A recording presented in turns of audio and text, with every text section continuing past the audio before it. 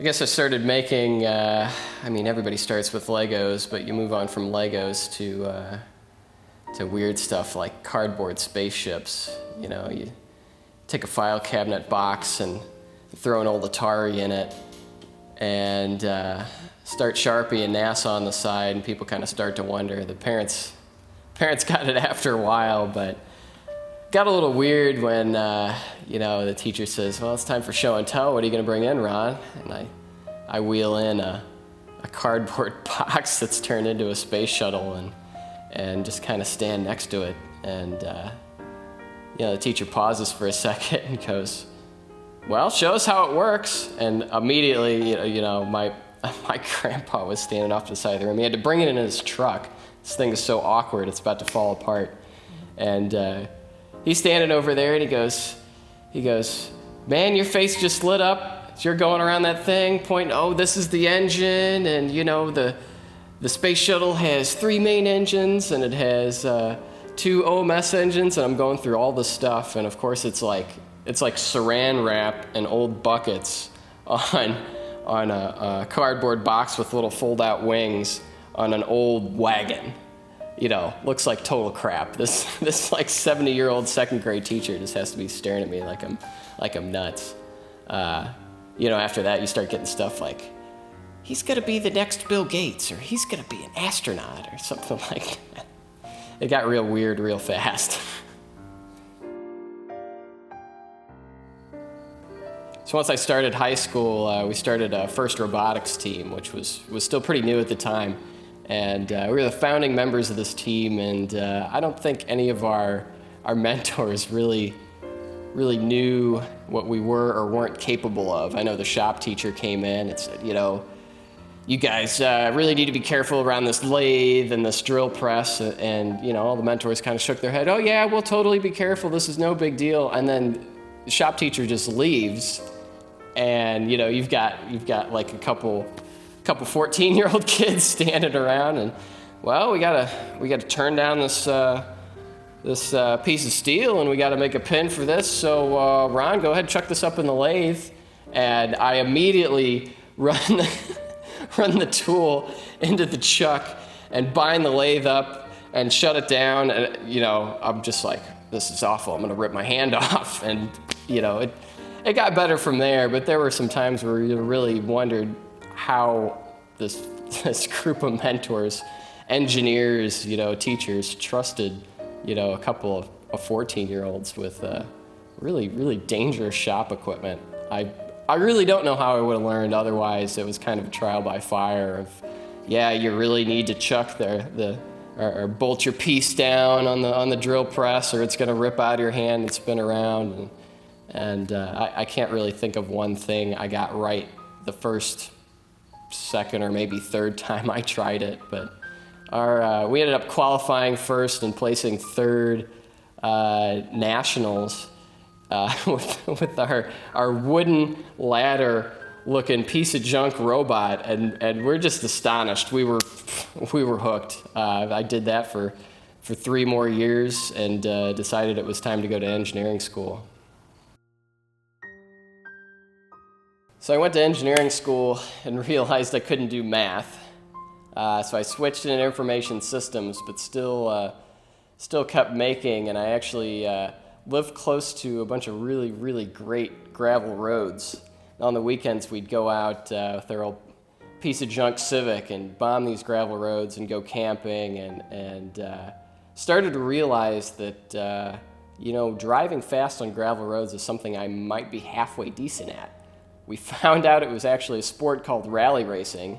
And this is something you can do for real at an amateur level and have a blast. So I got hooked on rally racing in say 2007, and ever since then I've been working my way towards building a professional rally car. And you know, it was all humble beginnings. I bought an old Volkswagen GTI.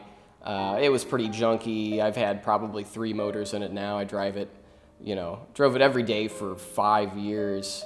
And once I graduated got a halfway decent job and decided, okay, you know, we should probably really do this thing. All these skills I've developed over the past, you know, 5 or so years, I can actually put this stuff to use, put what I've learned in school to use, and what I've learned while I was skipping class and stealing time in the school's machine shop to use. So I got another shell from a 1987 Golf GTI and decided I was going to build it into a rally car. The Golf GTI was great. It was front-wheel drive. That's great for rally, but that wasn't quite weird enough for me. There's something called the Rally Golf, R-A-L-Y-E, that was made in Europe. There was only, a couple thousand total made.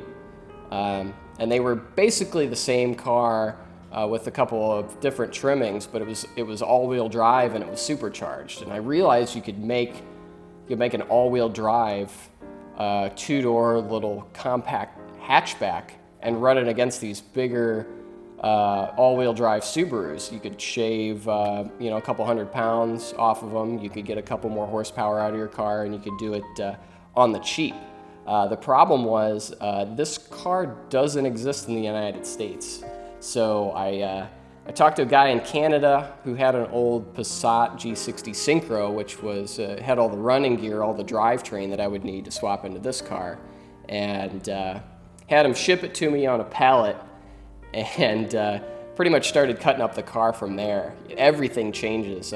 Put in new floor pans, had to put in a new center tunnel, have to change the way the rear subframe goes in. I have to put a fuel cell in, and the instructions to do this really don't exist. A few people have done it on the internet, and they don't really document it that well. When they do, their fabrication skills are far from acceptable from you know, what you would want to have on a race car. You know, I really can't thank those mentors enough for what they've done for me over the years.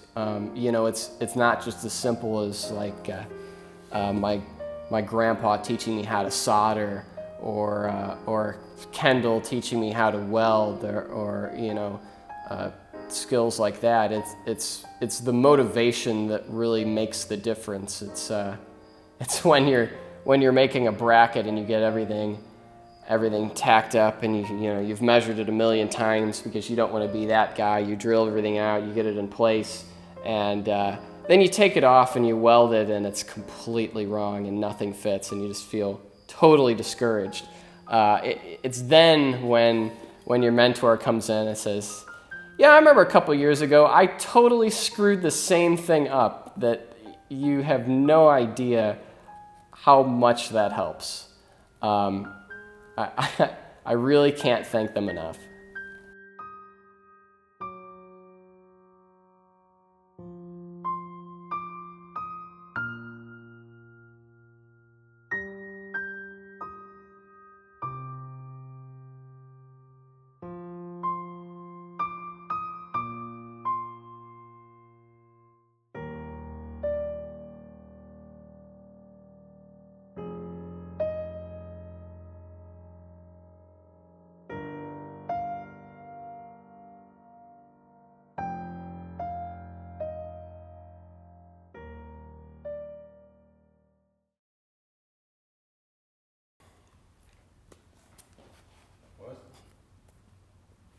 Little.